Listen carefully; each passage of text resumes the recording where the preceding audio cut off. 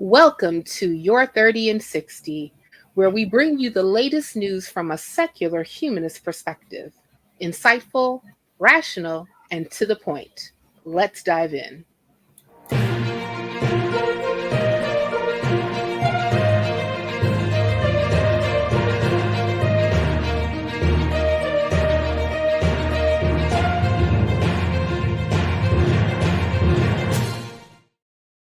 Hello, everyone, and welcome to Your 30 and 60, which is a news show that compiles the top news, national, global, and religious stories from the last 30 days. Later in the show, we will be speaking to founder and president of Black Nonbelievers, Mandisa Thomas, and about the African Free Thought Festival. Before we get into the topics, please make sure that you like this video, subscribe to the channel, and hit the bell to get notifications whenever we post a new video or go live. We are also monetized, so please give to the super chats. Super chats will be read at the end of the show. You can also support the channel by becoming a patron. Go to www.patreon.com/Skeptic Haven to help us continue to bring you insightful and rational content every week.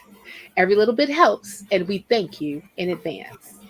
I am your host, Cynthia McDonald, and before we get to it, I would like to introduce my fellow Women Atheist Unload host, Ember. Ember, how are you, dear?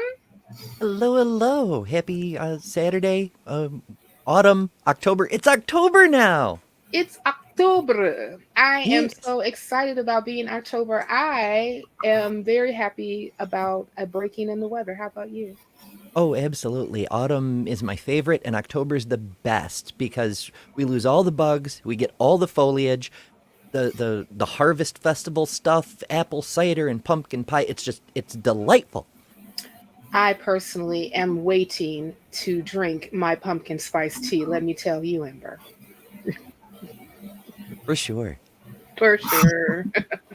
Well, Ember, for those who may not necessarily be familiar with you, won't you go ahead and tell us a little bit about yourself, if you don't mind, please, and thank you.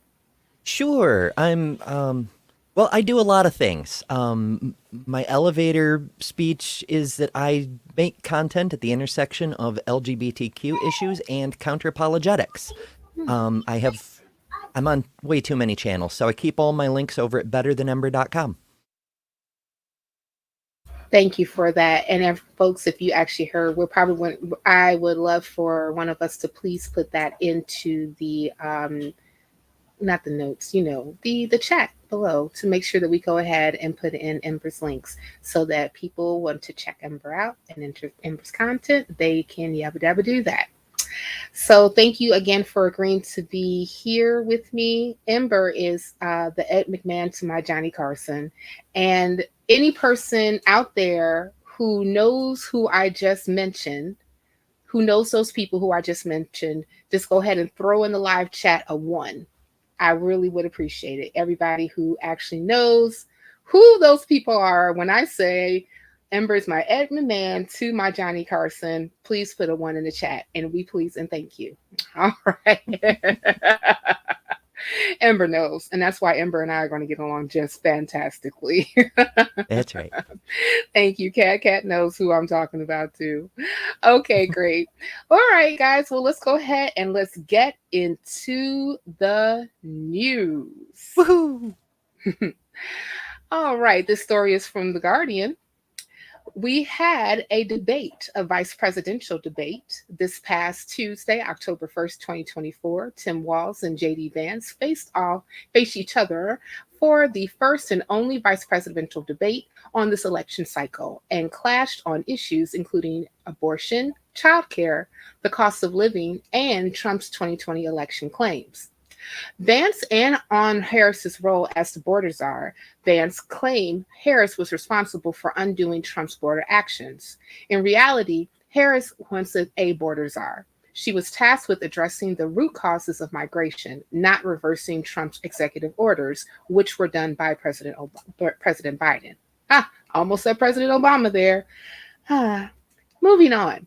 Vance on Trump's role on January 6th, Vance cherry-picked Trump's call for peaceful protests ignored the former president's repeated calls to fight like hell, which escalated the situation. Vance on the Affordable Care Act, contrary to Vance's claims, Trump didn't bolster the ACA. He actively tried to dismantle it, cutting enrollment funds and supporting congressional repeal efforts. Vance on immigrants, driving up the housing prices. Vance claims about immigrants causing housing prices lacks strong evidence. Nonpartisan studies suggest that mass deportations will harm the economy rather than improve it. Vance on Trump's stance on abortion. While Vance claimed Trump supported states making their own abortion laws, Trump has avoided a clear stance on a national abortion ban. Waltz on Project 2025. Waltz claimed Project 2025 would create a pregnancy registry, but that is inaccurate. The plan suggests more abortion tracking, but not a national registry. Vance on Haitian immigrants. Vance incorrectly labeled legal Haitian immigrants in Ohio as illegal. In fact, local leaders credit their arrival with helping to revitalize, that is a word, revitalize Springfield. Vance on climate change. Vance the link between carbon emissions and climate change, though scientific consensus shows human activity is driving global warming. But the most disturbing part of the debate was Vance being asked by Waltz if Trump lost the 2020 presidential election, and Vance sidestepped the question and said he'd rather focus on the future than the past.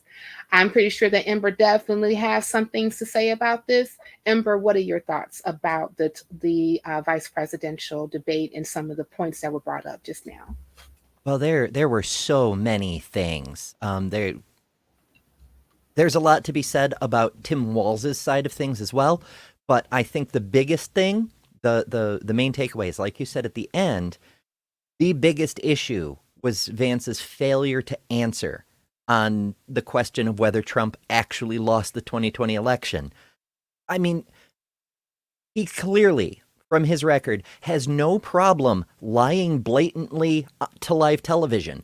So the fact he couldn't even bring himself to utter the lie that Trump didn't lose, what's going on with this guy? And as Tim Walz pointed out, that is a damning non-answer. I agree. I think it was even more interesting after the fact. The Try Guys, one of the Try Guys actually, no, it wasn't the Try Guys. I think it was, what is the other guys that usually go out and ask different Trump supporters questions? The Good Liars, that's what they are. One of the Good Liars actually was able to see Vance at I don't know if he was at an airport or he was at another building, but he was walking and he asked him directly, did Trump win the 2020 election? And Vance said, yep. So that makes it very concerning that, say, for instance, if Vance was in the vice presidential seat, was 4 years ago, and was asked to certify the election, even though the Trump did not win. He did not win the electoral college votes in order for him to become president. More than likely, there's a possibility that Vance would have certified the election. Crazy. He's more than willing to put politics in front of the country, what's good for the American people, and the truth. And that is an issue. Well, let's talk more about a truth. Let's go to the next news story. Haitian group files criminal charges against Trump and Vance after false pet claims. The story from NBC News: in a rare legal move, the Haitian Bridge Alliance has filed charges against Donald Trump and J.D. Vance for inciting chaos and fear in Springfield, Ohio. The charges stem from false claims Trump made during a debate about Haitian immigrants in Springfield, accusing them of eating local pets, claims that they have been repeatedly debunked by city officials. Trump and Vance are accused of disrupting public services, telecommunications, harassment, and making threats that led to over 30 bomb threats targeting schools and government buildings. The legal filings also highlights the danger of these false narratives, which have incited fear and hatred towards the city's 15,000 strong Haitian community. Many of those hold temporary protective status and work legally, in the United States. Attorney Subda Chandra, representing the nonprofit, argues that if anyone else had caused such disruption, they'd be facing arrest. He notes the U.S. Supreme Court ruling on ex presidential immunity doesn't apply here because Trump is a private citizen and Vance wasn't acting as a senator when amplifying these false rumors.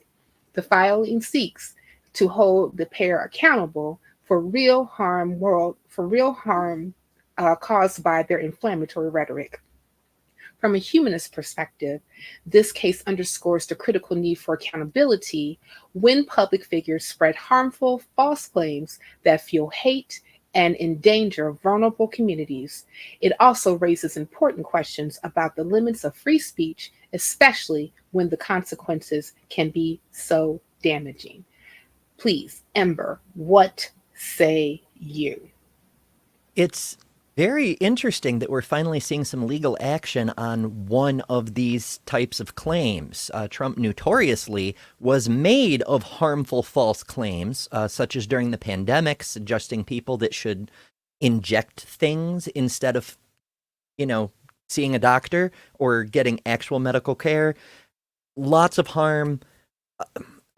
Incalculable harm. The number of people who died because of his misinformation, his specific influence, it's higher than we've lost in most wars.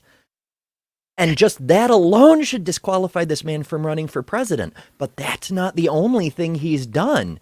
So to see some kind of accountability finally start to show up to say, hey, maybe we should do something about this, it's a nice step forward. I'll say it's a nice step forward. And I even have some more news about some more accountability that might be coming down the pipeline fairly soon. You ready? Hold on to your flower hat. Jack Smith's 100-page new filing has been released. This story is from ABC News. Special counsel Jack Smith's recent court filings reveals critical evidence against Donald Trump concerning his alleged attempts to overturn the 2020 election results. This comes as the federal judge in the case evaluates whether Trump's indictment can withstand scrutiny regarding presidential immunity. Key highlights from the unsealed 165-page filing include premeditated declaration of victory, dismissive of fraud claims, involvement of Mike Pence. Now, what this is the filing suggests that Trump's communications with former Vice President Mike Pence will play a significant role showcasing Trump's pressure to Pence on overturning the election results against advice from his circle. There's also a link to the January 6th attack. Evidence suggests Trump incited the Capitol riots through a speech that misled supporters into believing Pence could change the election outcome. Prosecutors described the riot as an tinderbox ignited by Trump's actions. Also, there is the question about presidential immunity. Well, the prosecutor argues that Trump's conversations with Pence regarding the certification of election results are not protected by presidential immunity as they fall outside official executive functions. And overall, the filing paints a picture of a coordinated effort by Trump and his associates to undermine the electoral process with significant implications for the ongoing legal battle. Ember, what you got to say about it? Well, there's quite a lot there as well. Most of this is already pretty much established fact, like Trump directly igniting the January 6th insurrection attempt. It's interesting in that it lays out in legal language that issue that we have with the Supreme Court ruling of executive immunity. because the Constitution very clearly lays out that election activity is separate from the executive job functions. For instance, incumbents who are campaigning for re-election cannot use federal funds to hold rallies. And so it shows that Trump's activities, trying to intimidate Mike Pence, trying to intimidate state-level board of electors and so forth, cannot be covered by that immunity. So he could be kind of screwed. Kinda, yeah. Especially when the lady, I believe her name is Tina Peters, she was recently arrested because of her election denialism, and also trying to step in to overturn the Mesa County counts, even though that county already went to Trump. But she was actually inciting election fraud where there was none, and now she's going to be doing 9 years. So I don't know if that case is going to set precedent here, but it's going to do something. What do you think? I saw the sentencing for Miss Peters, and it was quite legendary. The judge had a happy little rant that I think everybody could benefit from seeing, because he says in no uncertain terms, you have lied, and those lies have done damage. And there needs to be accountability for this kind of conspiracy thinking nonsense that is literally undermining our republic. Indeed, indeed. And actually, I have a final thought about that, or or a skeptical insight about that towards the end of the show when it comes to disinformation. Well, we're going to move on from the election, and we're going to talk about Hurricane Helene and also its aftermath. This story is from CNN. Hurricane Helene has left a devastating impact across the southeast U.S., marking it as the deadliest hurricane since Katrina. With 213 confirmed deaths, mostly in the Carolinas, the storm has ravaged entire communities, wiping out roads, bridges, and homes. Cities like Asheville and Chimney Rock in North Carolina are left in ruins, with thousands of people still missing. Excuse me. Survivors struggle without power, and basic services are banding together for recovery while rescue operations continue. Helene's destruction, fueled by swift flood waters, has severely damaged infrastructure. Over 850,000 people remain without electricity as power grids were obliterated, forcing relief groups to use helicopters and even mules to deliver aid. In some areas, the damage is so extensive that search and rescue efforts are still ongoing, with hundreds of people unaccounted for. Local leaders like volunteers like Chef Jose Andres, World Central Kitchen, and are providing central aid and serving thousands of meals daily to those cut off from supplies. Relief efforts have ramped up, with over 3,500 FEMA personnel and 1,000 military troops deployed to aid in the search and recovery mission. However, authorities warn that the rebuilding will take years, not weeks, due to the widespread devastation across multiple states. Next slide, please. And here is a familiar person. Lieutenant Governor fails to vote on hurricane relief. This story is from The Independent. In this last September, North Carolina Lieutenant Governor Mark Robinson faced criticism for failing to vote on emergency relief declaration as Hurricane Helene approached, causing widespread devastation and loss of life.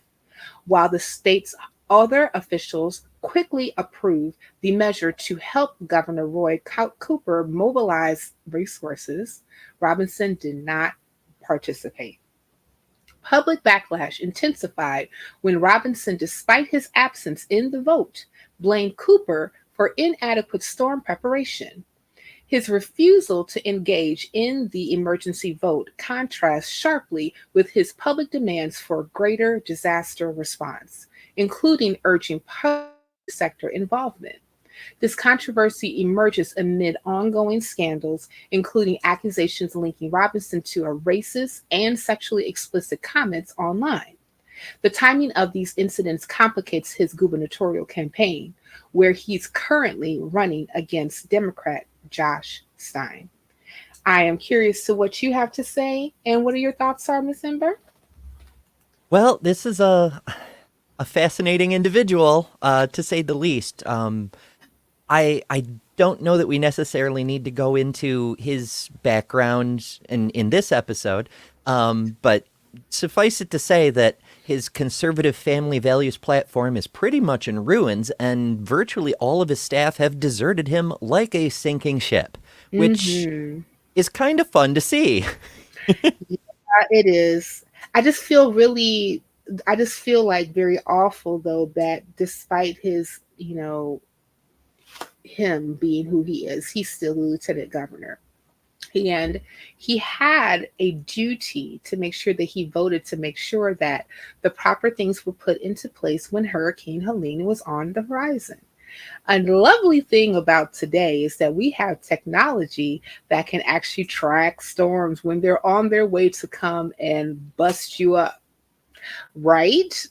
So actual officials, elected officials who would have something to do with making sure that relief and other different things in infrastructure are put into place would be alerted about these things first, and they have to respond.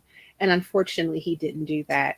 And I don't know, to me, with the non vote, it's just complicating things even more when it comes to his gubernatorial race.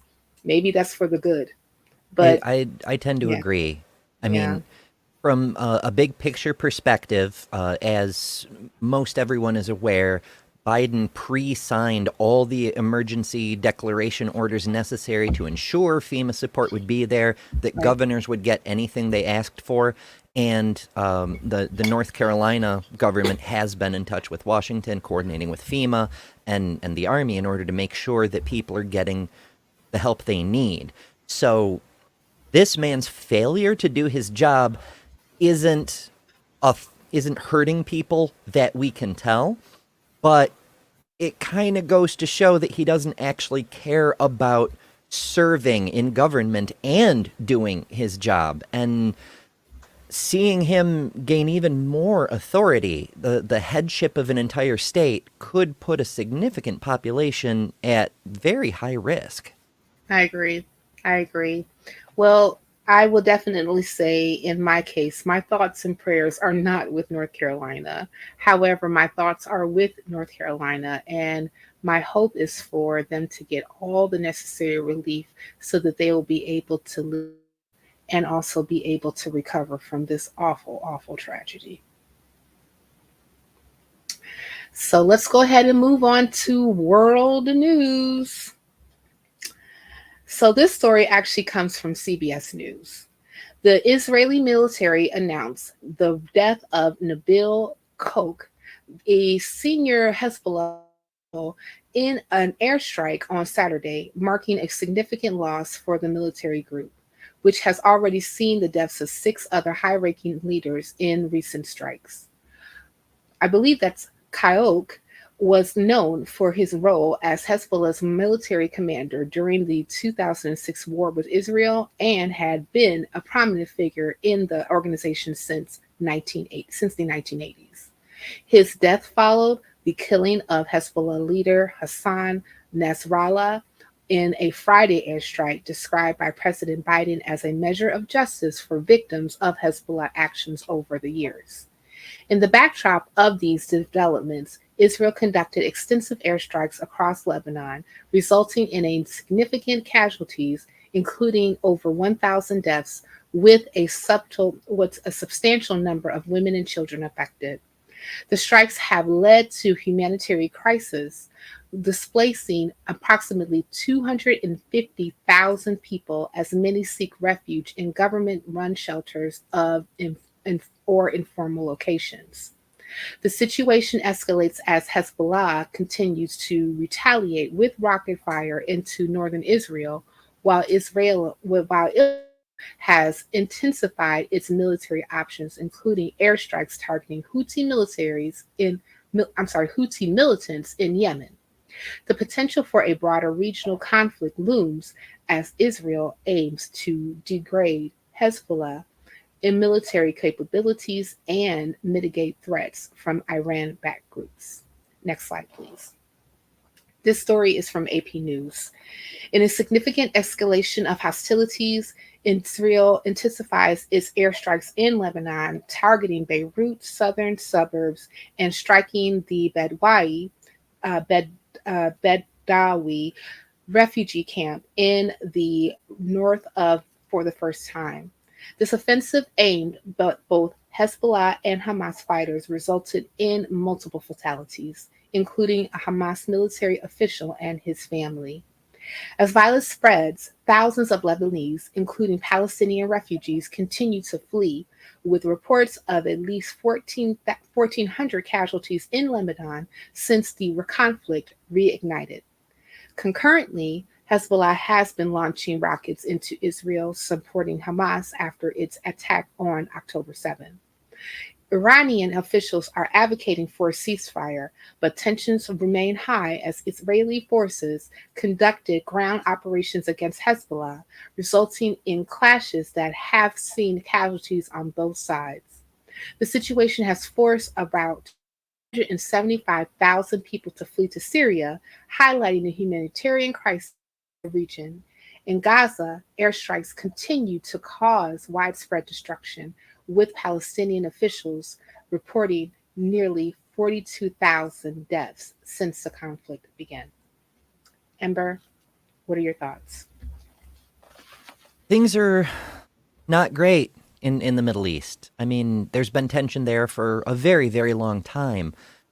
While the October 7th attacks, which we're coming up on the anniversary of, were awful. I've got friends in Israel. I understand that it's unacceptable, and Israel absolutely should have the right to defend itself. However, we've seen from Israel's behavior inflammatory international aggression.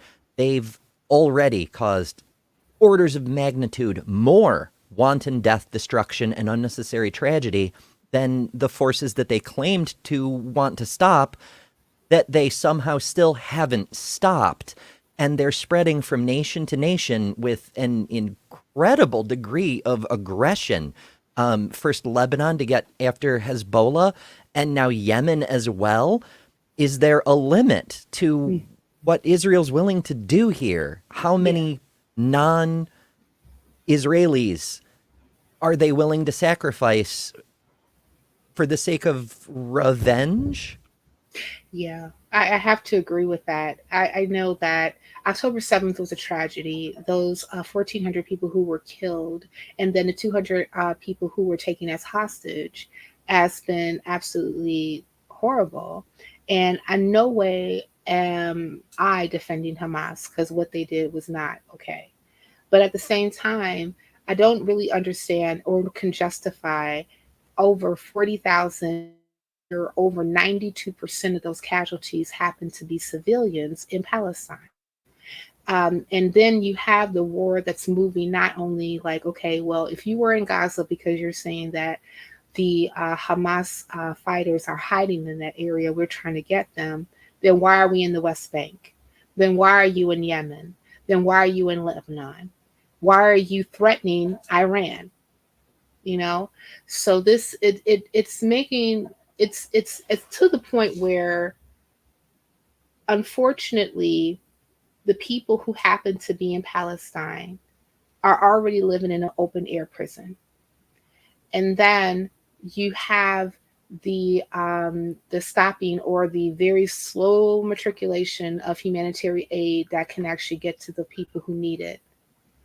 And then you also have a person that is actually like the lead of a theocracy, an ethno state, that is basically charged with being a war criminal with a couple of his ministerial aides, that is fueling the fire. And as much as you may have President Biden and others that are calling for a ceasefire or saying that, you know, this should be actually quelled in some shape, way, or form, or even President Biden recently coming out saying that we cannot afford all-out war in the Middle East, which is like duh, of course we cannot, then something has to be done in order for this conflict to come to a cease, to cease basically. And I believe that the major player that can actually do it is the United States. What do you think, Ember? It's got possibilities. It's difficult. For a long time, the U.S. has struggled with this whole world police concept. There Hmm. have even been satirical movies made about it. But on the flip side, a worldwide escalation or even a regional escalation to total war in the area, that's not good for the U.S. So you can make a strong case to justify that using American military power to step in and enforce a peace is not only good for humanitarian reasons, but for political reasons domestically.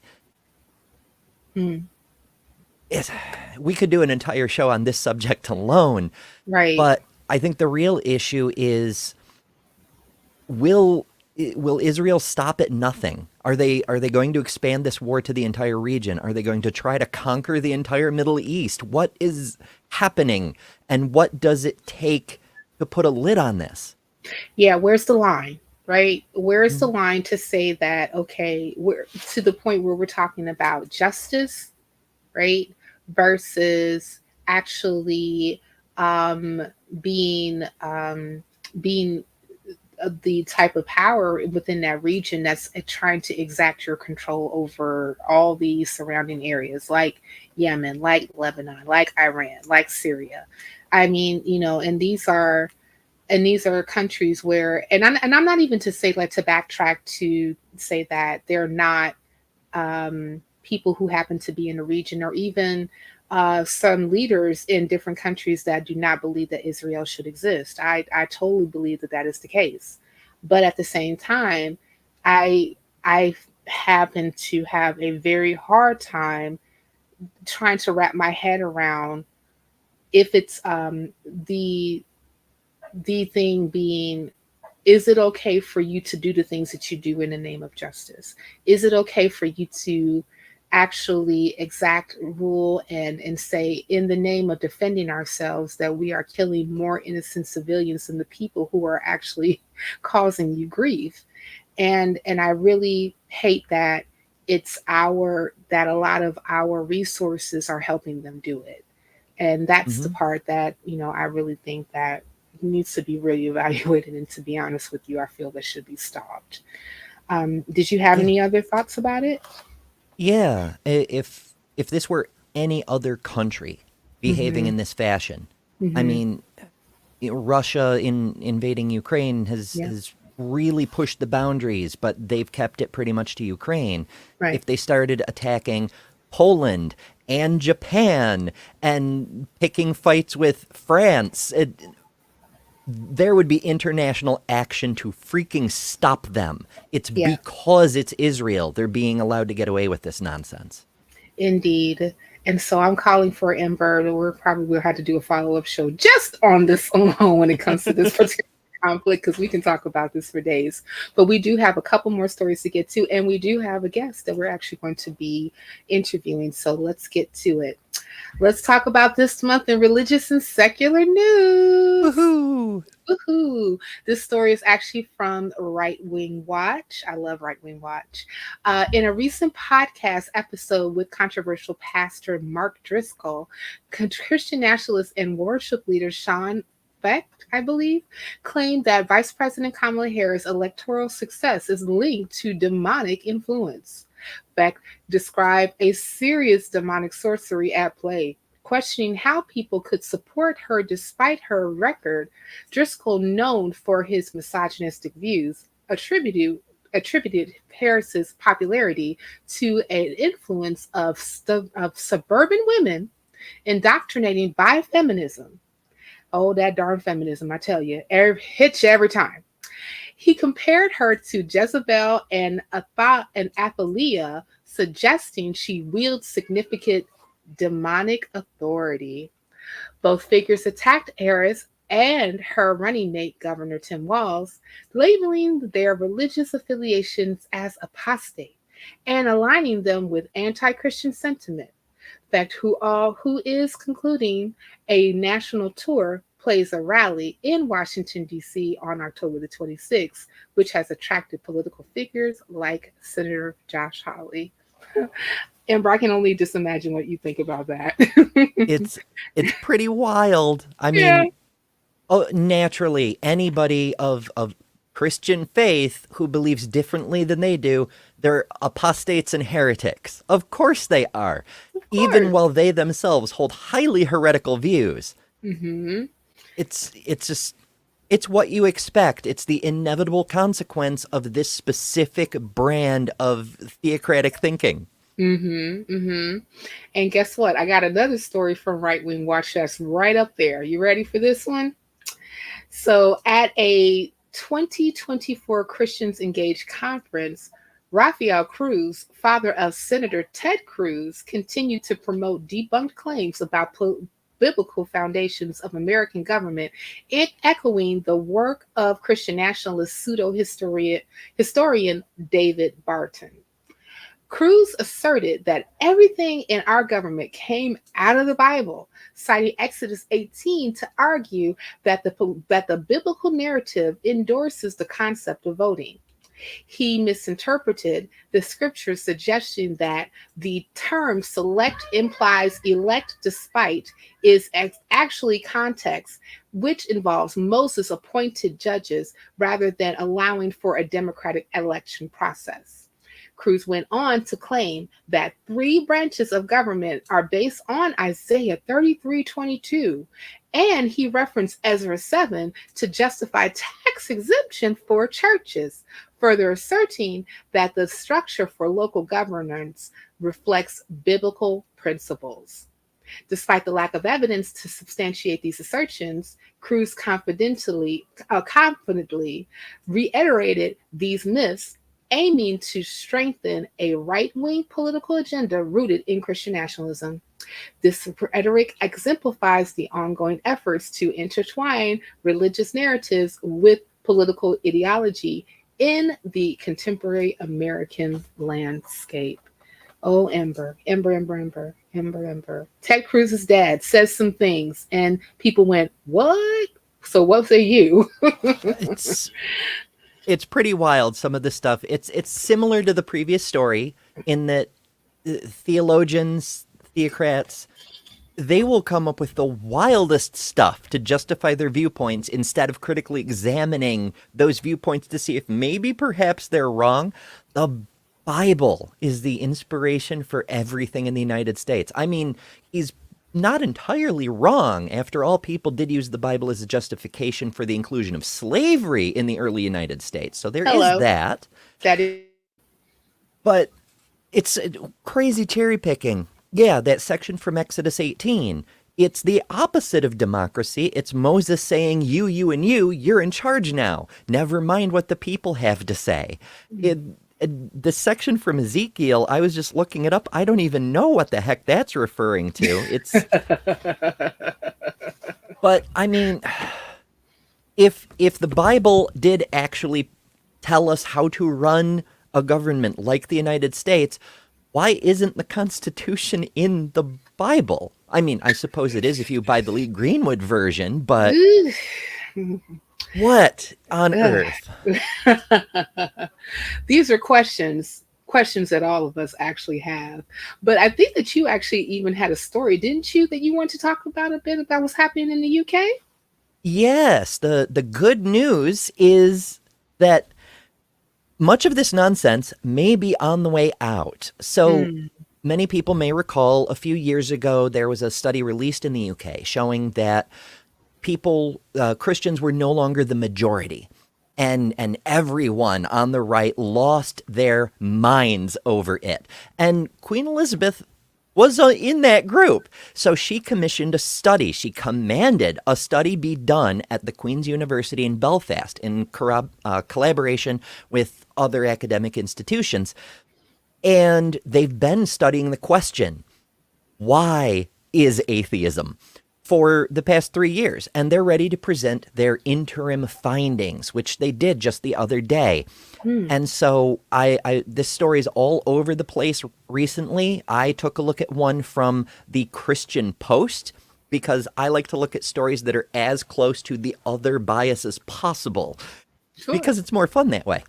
Of course. And the research reports that from 2008 to 2018, the number of British citizens who don't believe in God rose from 35.2% to 42.9%, leaping ahead of belief in God, which itself dropped from 41.8 to 37.4. And during the same period, agnostics decreased from 21.7 to 18.2. Adding the agnostics and the non-believers together, the number of people who are not Christian is now a majority. And it's delightful. Oh my goodness. Let's celebrate. Let's celebrate. Well, I actually got another story actually out of the UK that kind of like is on that line. This story is actually from, I believe it's called the Secular UK. And Prior Park College, an independent faith based school in Bath, has severed its 200-year affiliation with the Catholic Church to become more inclusive and appealing to a diverse student body. Huzzah, huzzah. The decision, supported almost unanimously by parents, comes amid pressures to reinforce Catholicism in school life, despite only 20% of its students identifying as Catholic. Headmaster Ben Horan emphasized that the move was aimed at maintaining the school's relevance and competitiveness in an increasing challenging educational landscape. He noted that many parents felt frustrated with the restrictive nature of Catholic education, particularly regarding compulsory religious studies.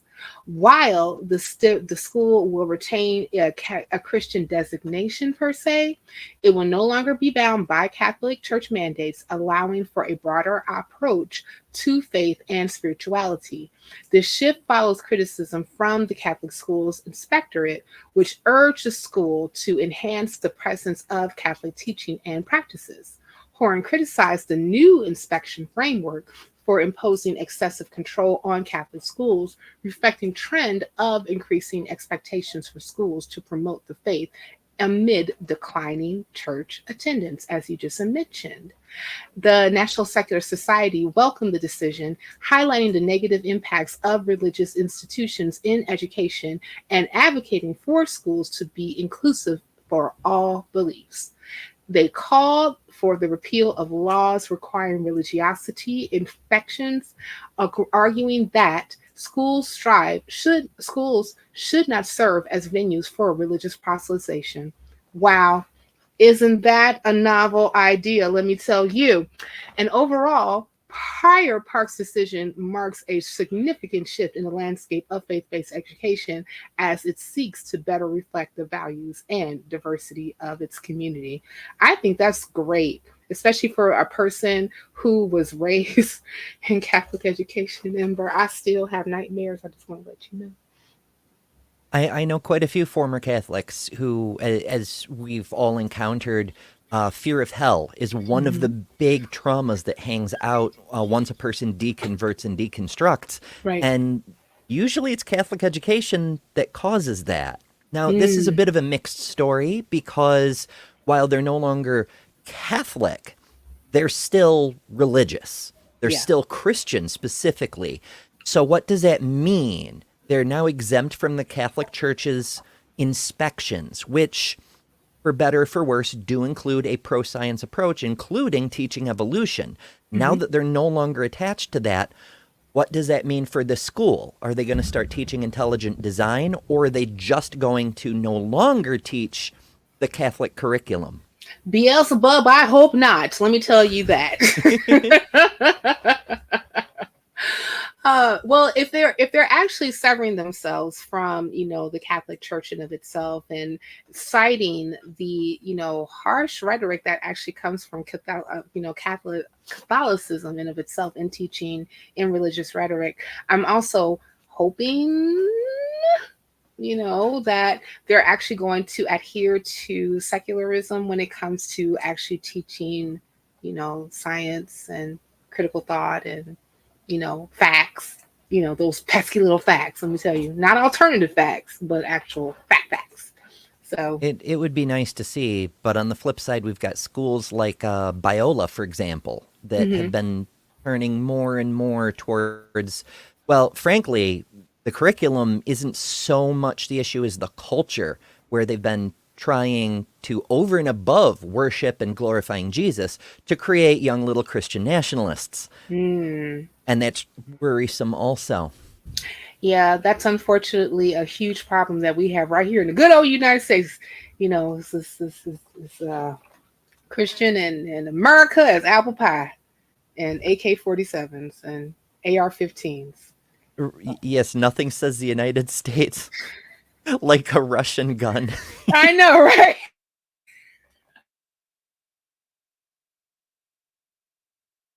Oh, goodness.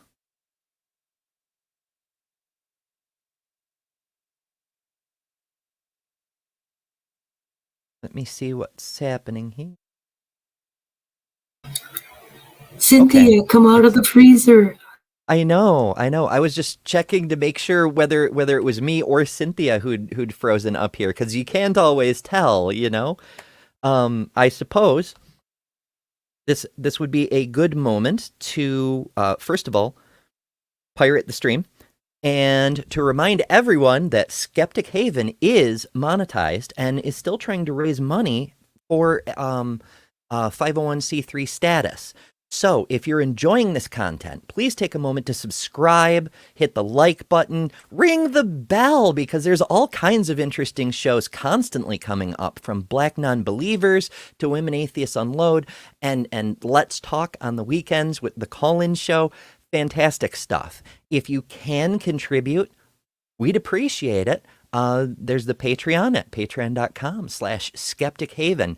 And there's other ways. Spread the word, share, tell people about these shows, because that's the single most important thing. The algorithm only gets us so far, folks.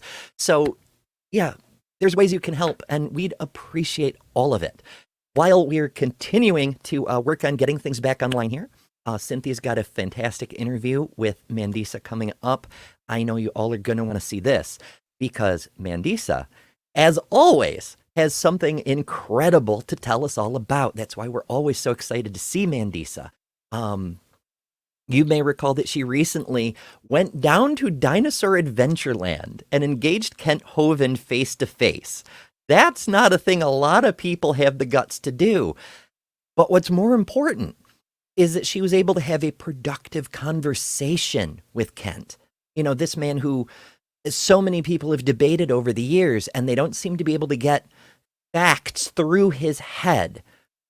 But Mandisa was able to turn him aside from his script, his presuppositional algorithm, and engage with him on a community level and build some bridges. And that's really cool. That, to me, I was very impressed. If you haven't seen that debate, it may be worth your time to go watch. But seeing what Mandisa is up to this time is really, really exciting to me anyway. Let's see, what else have we got going on? Coming up on Skeptic Haven, I'm just going to glance over here and take a look at the upcoming shows, because we're professionals around here. And it looks like coming up, is it tomorrow on Let's Talk, Cynthia will be back with Eric Murphy. Let's see, Kat, do we have any other advanced stuff about what's coming up in the future? I know Black Free Thinkers are Mondays, I believe, every other week. Let's see, what else have we got? Yeah, every other week we have the Black Free Thinkers on. And then we will have another show on Women Atheists Unload coming up this Saturday. And then the following Monday on the 21st, we're going to have Neil and Thomas Westbrook on our Let's Talk show. So you are not going to want to miss that for sure. You don't want to miss your opportunity to drink the Kool-Aid. Holy Kool-Aid. That was a good one. Oh my God. I will laugh at dad jokes too, you guys. So just so you know, I have no control over myself. Hey, fair I am enough. not. Yeah. Yeah. That was good though. That was a good one. I do not see Cynthia coming back in here. So I'm just wondering if Mandisa would mind joining us. And I honestly want to hear a little bit about Dinosaur Land while we wait for Cynthia to come back. I can't help myself. That's I'm fair going to add enough. Cynthia or Mandisa, excuse me. Here we go. Yeah. Hello, Mandisa. How are you this afternoon? Hi, good afternoon, Ember, evening. I am doing well. And Cynthia just popped right back. Right Timing. then. Timing But is everything. I definitely wouldn't mind talking more a bit, telling a bit more about Dino Land before we start this interview. For sure. Yeah. So again, thank you for having me on. And I just remember when I received that invitation to debate or at least have a conversation with Kent Hovind. And I thought, why not? Because at the time, like last year, and Cynthia can tell you, last year was a bit rough for me in the organization, and so when I mean we stayed busy, and I appreciate all of the appearances on Skeptic Haven and everywhere else. But when it came to, first of all, I hadn't done like an apologist debate. I don't think ever. I have done debates before, but this was the first time that I had ever like encountered or had the opportunity to encounter like a serious apologist. And so I thought, wow, why not take this opportunity to, to flex those muscles and also, just engage, because I thought, Cynthia will tell you, I spoke with her and some others, and I thought, I don't think he's ever debated anyone of color, much less a Black woman. So I thought, you know what, why not? It could be really just good for us to engage this space. Of course, we looked at all the pros and cons of possibly, doing this, and it just ended up all the way around being a pro for us because it got our channel monetized finally, Being's YouTube channel monetized. Hell yeah. Because we simulcast the debate on our channel. And I have to give a shout out once again to Hovind's people for actually helping with that. Because what was interesting is that they had gotten some flack for I guess like slanting the interviews to look like Kent won all the time. So we agreed to have it, simultaneously cast on Being's channel, and we worked on that. And because I'm in the Atlanta area, I went down there in person. They offered it, so I was like, okay, might as well. Let's see what it looks like. And when I tell you that, it was, Cynthia was supposed to go with me, but then she had an emergency come up. But I'm actually kind of glad she didn't go, because when I tell you that, it was just really, really, they call it an amusement or like a theme park. It was more like a farm and it's like a compound. Yeah. That's what it really, really is. And I know that I think it was Grayson or someone else went down there before and video recorded their time there. Yeah, Grayson did a really interesting mini series on his trip. It was wild. Yeah, it was quite interesting. And so I know I was supposed to stay for 2 nights, but I had to get back after the first night because after that debate and just being there, I just thought, it might be best if I just head out. There's a power dynamic there that was not sitting well, and it was just the very, very and then from what I understand, the facility is a homeless shelter, and you could tell that there were people living there because they may have nowhere else to go, and then they're in exchange, they're helping with that facility. And I'm just like, oh my gosh, I was just like, I have to get out of here. And Hovind for you know, for all intents and purposes, he could be a very funny guy, but I thought, I was like, yeah, no. And I know I did not. I know some of the things I said on that debate did not sit well with some of his people there. So I'm like, yeah, it probably will not be a good idea for me to stay another night. I just can't do it. I'm just glad, Mandisa, that you were able to leave Dino Land, the Dino Experience, or Dino Ninorama, whatever they want to call it, unscathed and without getting bitten by a rattlesnake.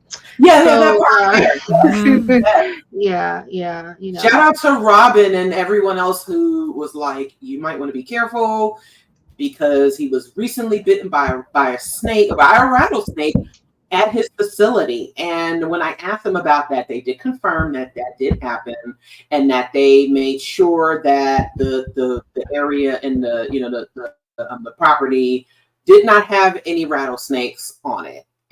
But of course I was just hella cautious, because I was just like, oh boy, snakes are not my friend. I don't like snakes at all.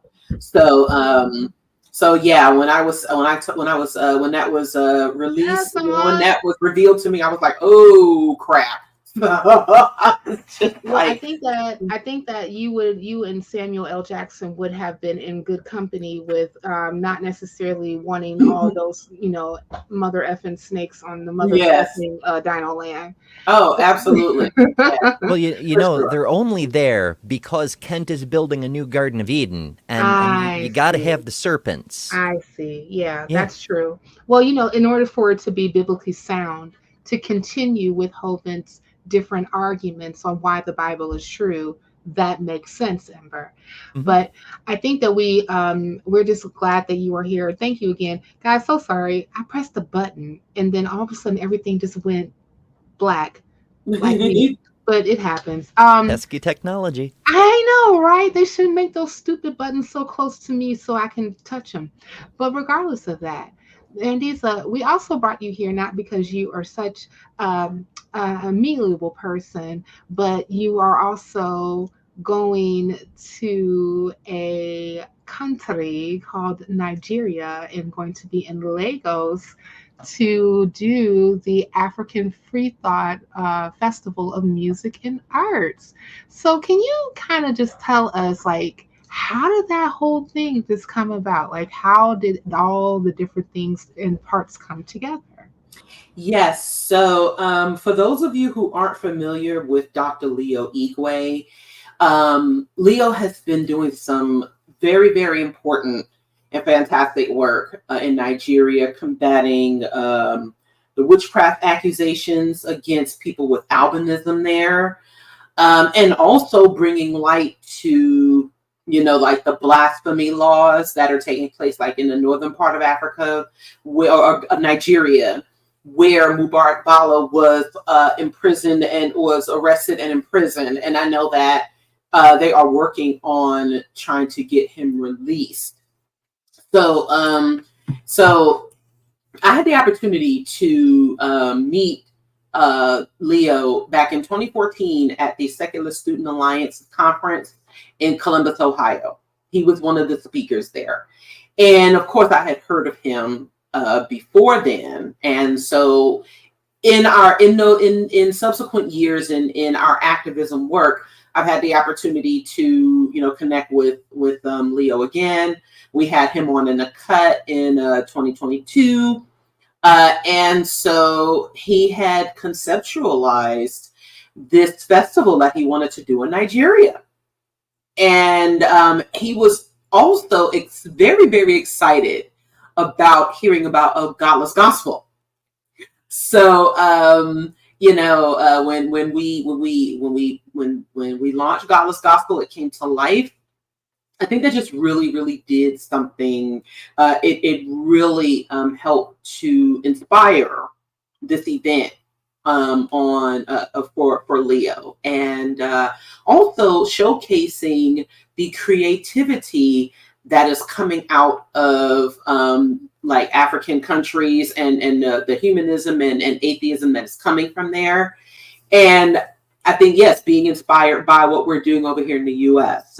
With Black non-believers, with the Freedom from Religion Foundation. I know that Dan Barker and Leo had the opportunity to speak at the same conference. I think he said in Cameroon.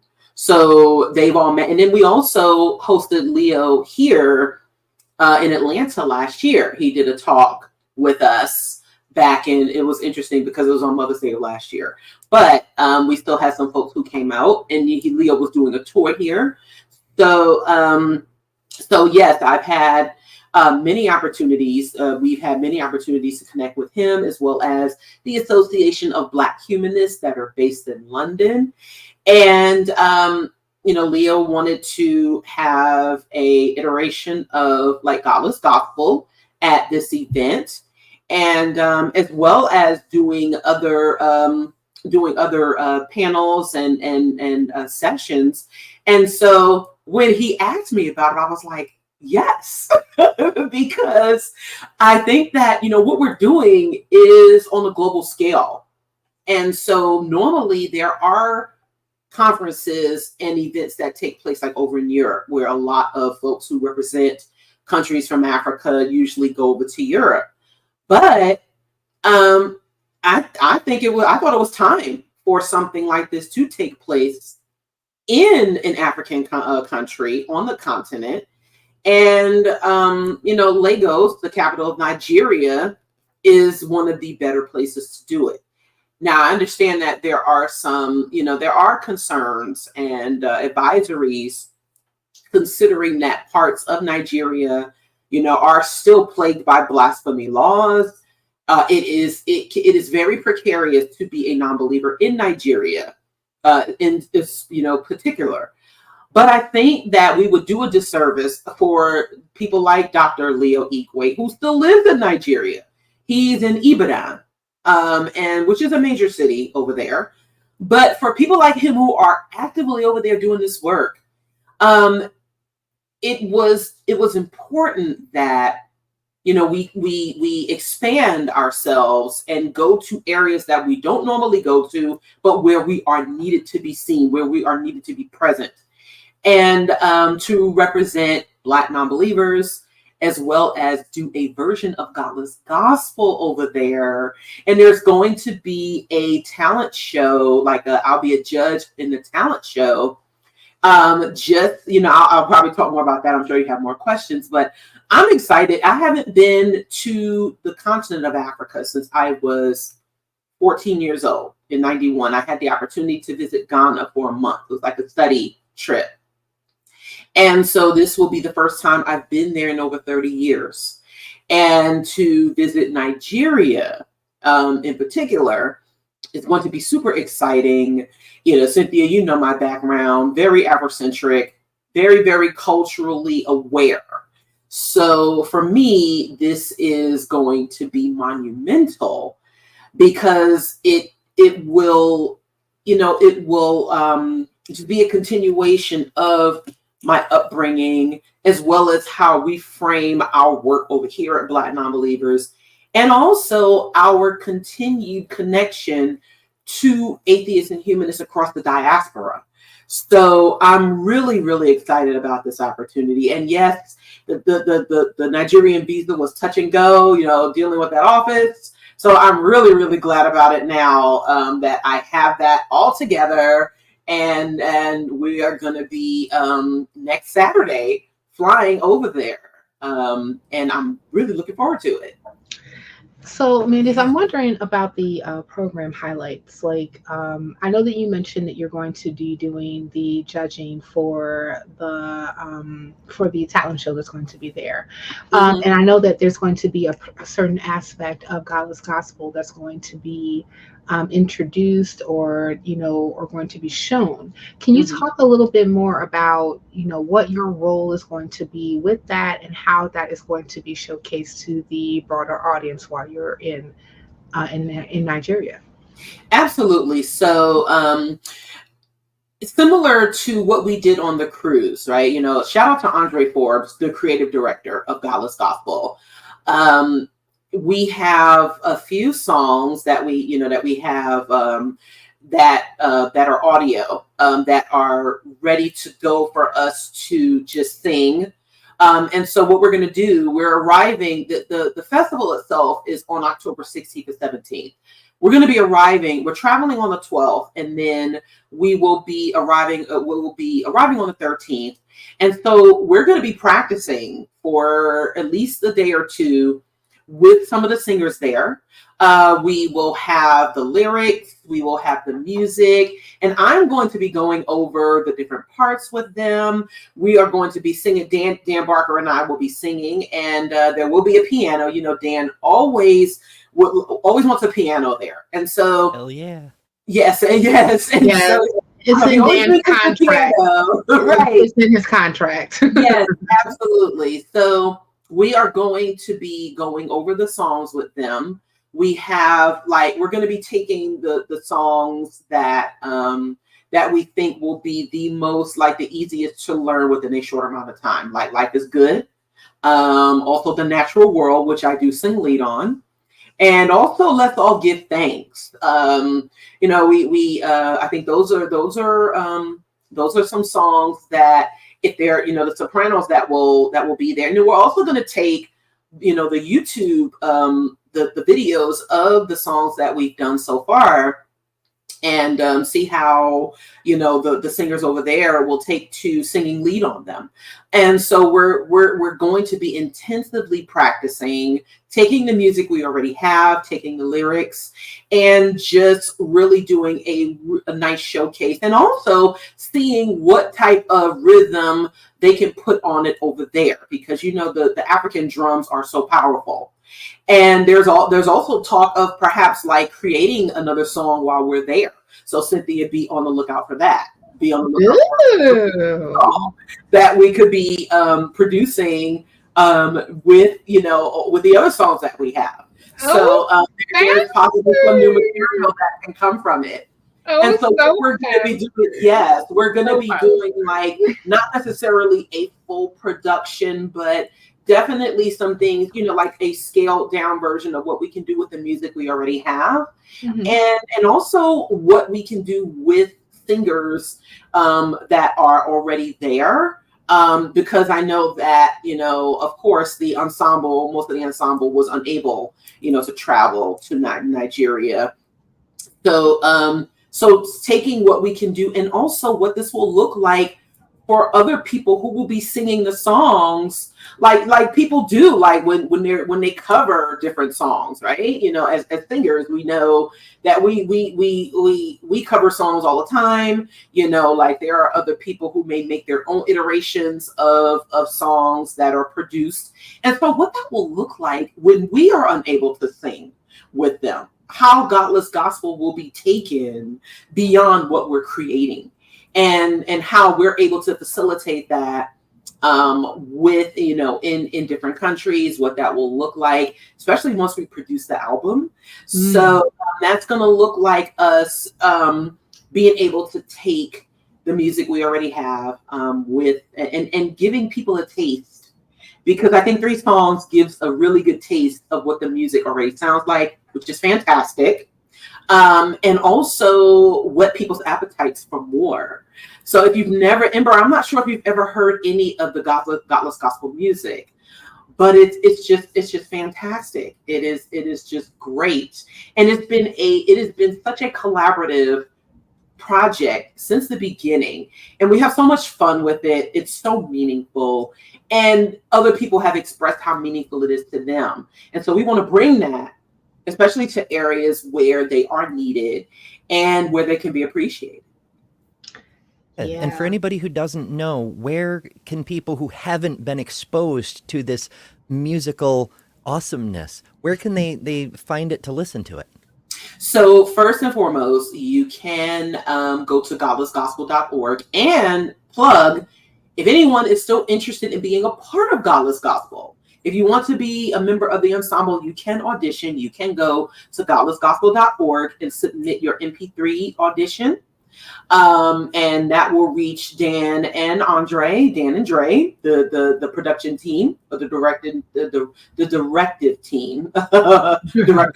Oh, and so, and you can also go to the Freedom from Religion Foundation's FFRS YouTube channel and check out the previous Godless Gospel performances, particularly the Free Thought Matters episode that aired on for the end of year of 2023, and which showcased the performance at the convention from September of 2023.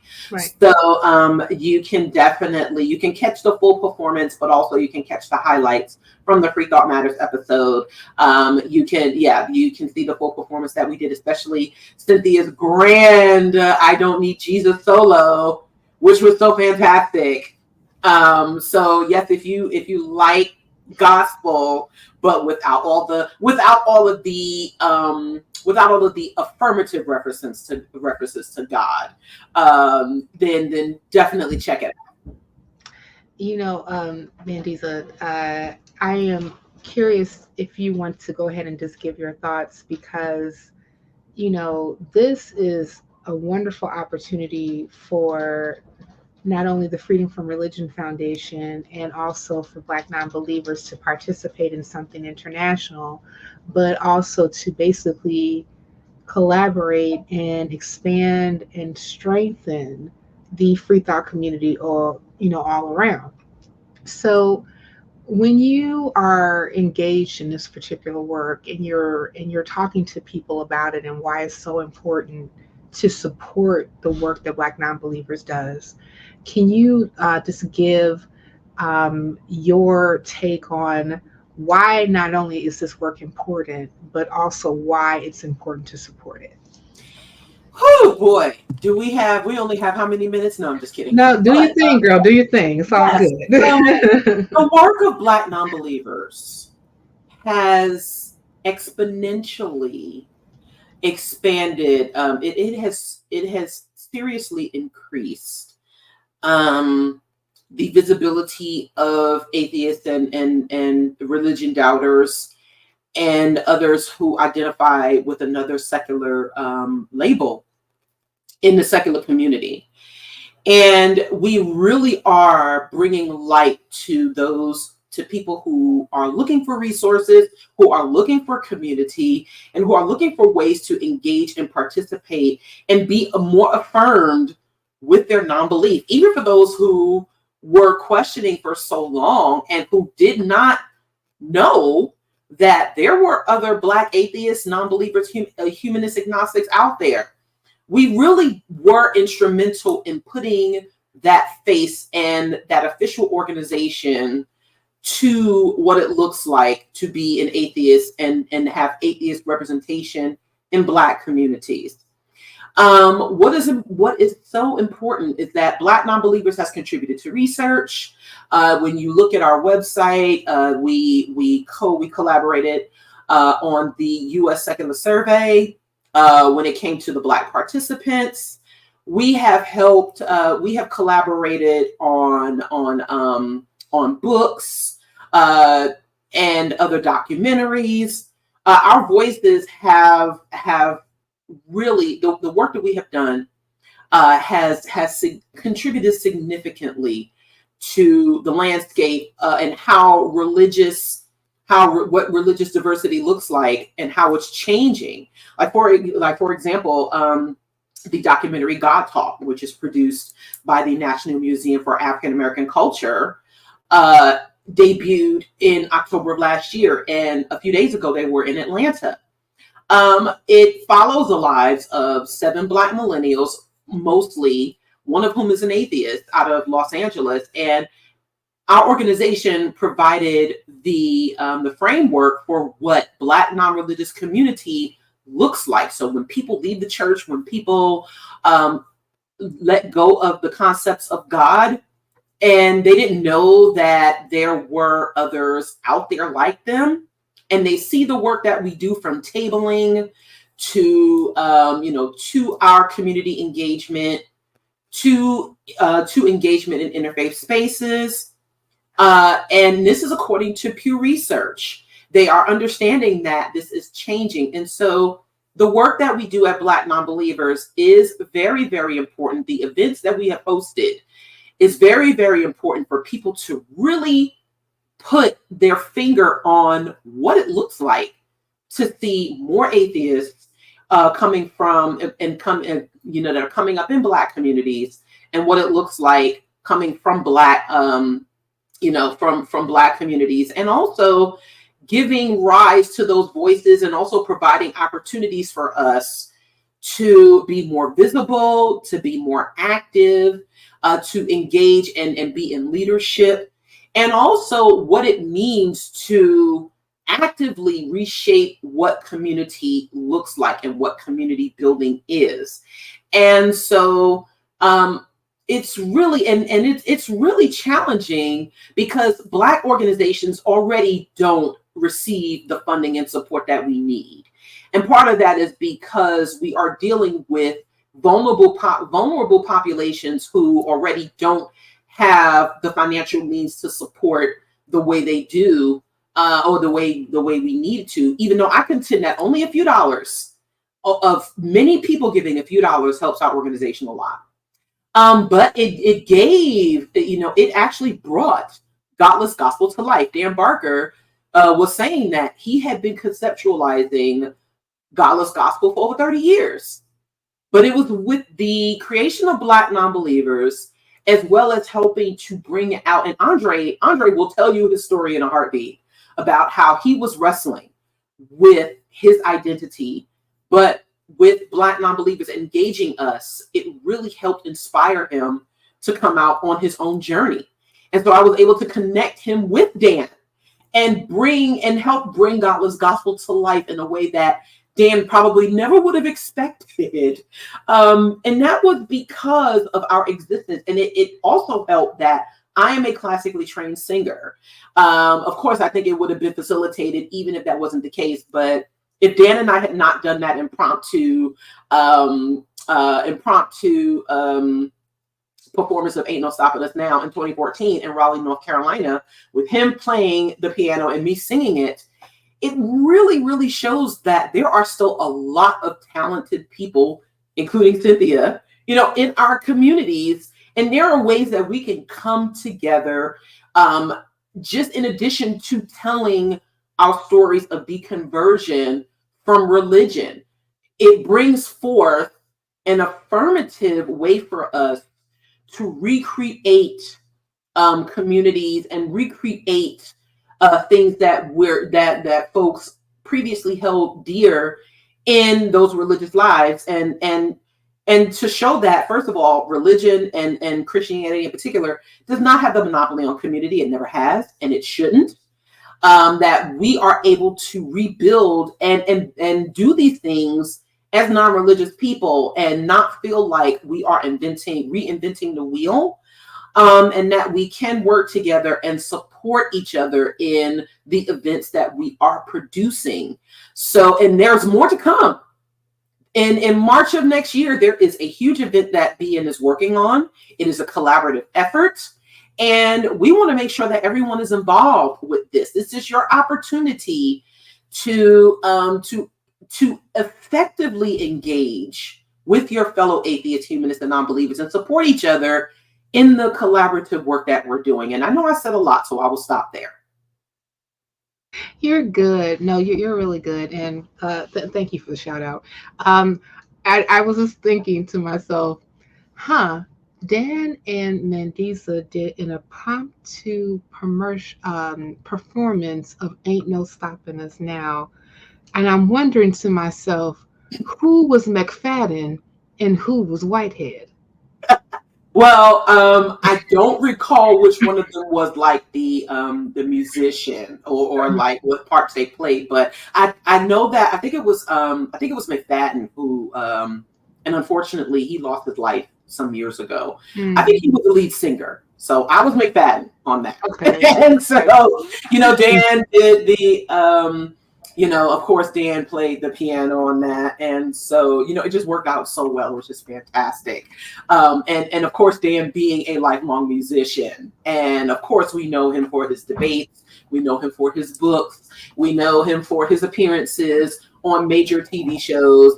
But at heart, he's still a musician, and I love that we connected on that, because our community is so filled with, those our faces of intellectualism, and and of course, like the academia portion of it, which is fantastic. But unfortunately, there are times when the creative aspect does fall to the wayside, and there are so many of us who come from that, and we are still involved in it.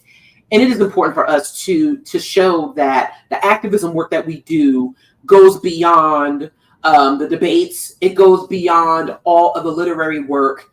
It does also include our creativity, and it does need to be multifaceted in that respect.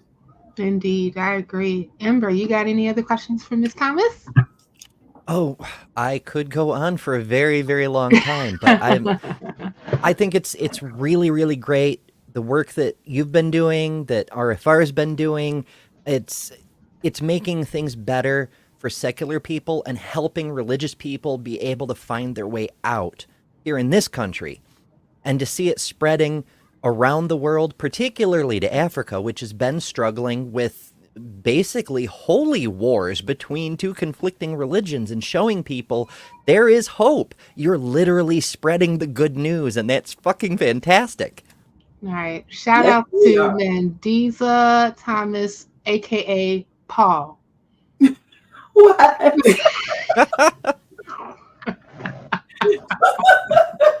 What was that? From the Apostle Paul. Oh, Mandisa right. Thomas, spreading Yeah. the good news of secularism. Well, guys, That's right. thank you. We want to thank you, Miss Mandisa Thomas, for coming on and actually talking with us today and telling us more about the African Free Thought Music and Arts Festival, and how you and Mr. Barker are going to be there.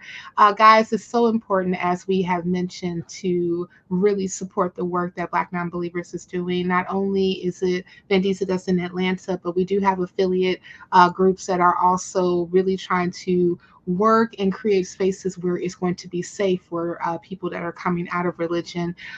Black Nonbelievers is in Chicago. Hey, they are also in Detroit. They are in Philadelphia, and they are actually looking to establish more affiliates. So if you are interested in becoming an affiliate leader, please Yes.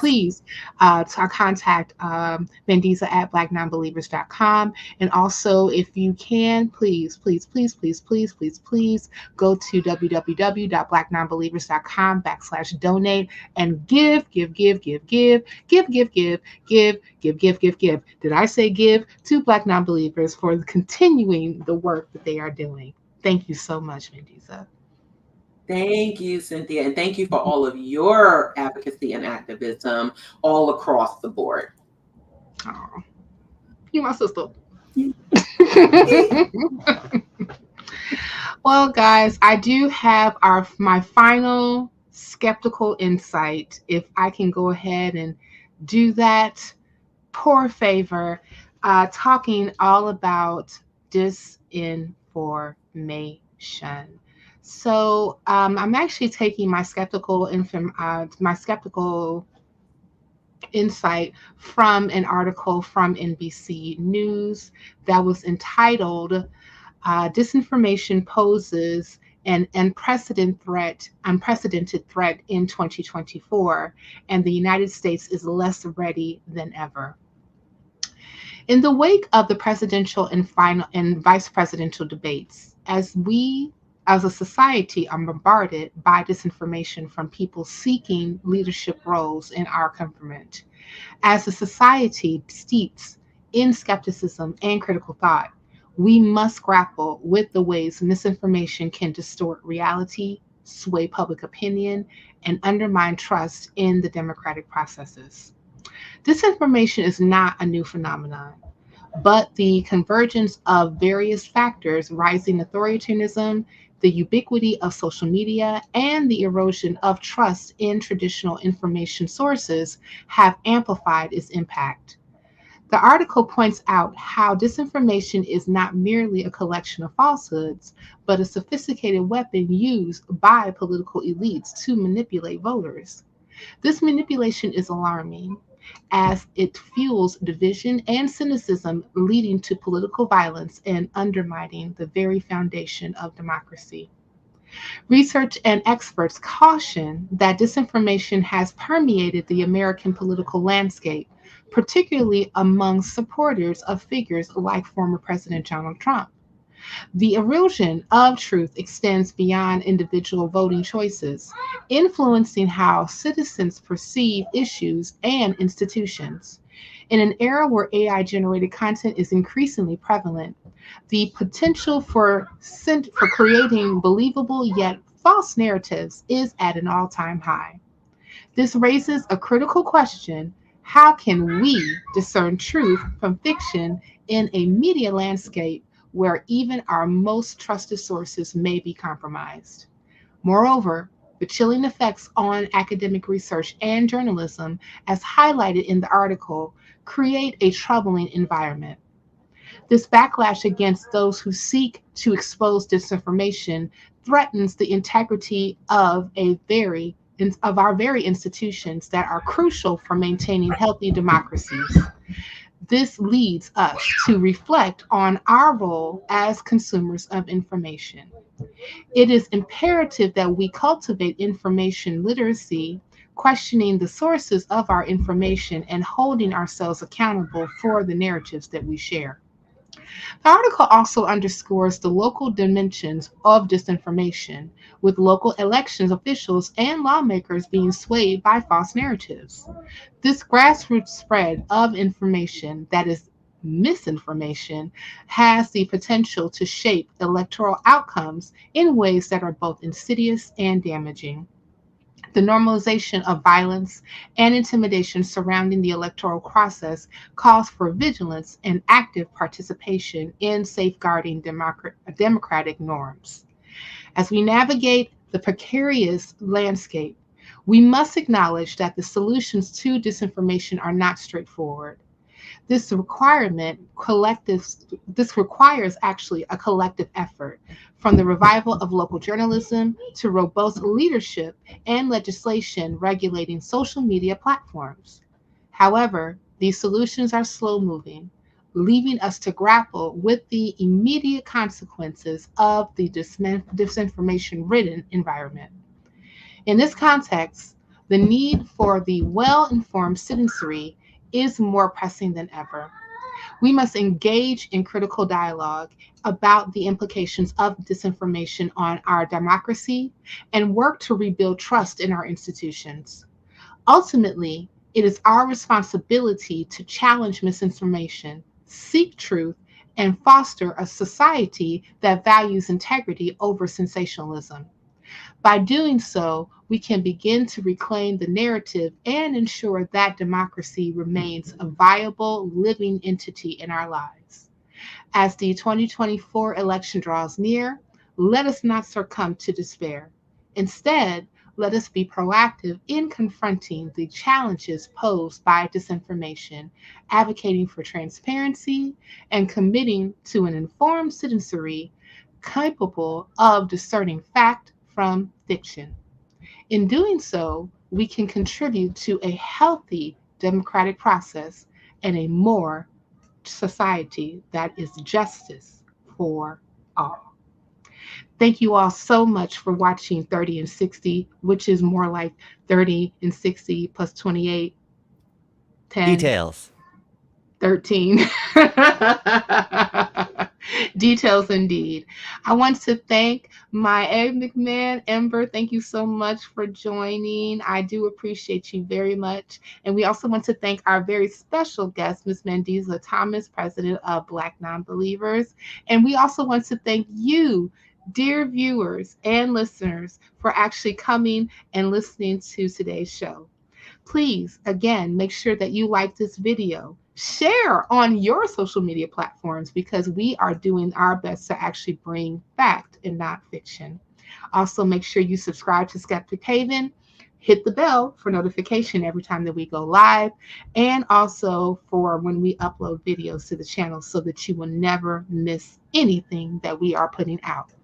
Also, if you are interested in actually supporting us, please make sure that you go to www.patreon.com/Skeptic Haven and become a patron of ours. We are so grateful to our patrons that are currently actually subscribed, not only subscribed to the channel, but they are definitely helping us continue to bring you the good news of skepticism and insightfulness.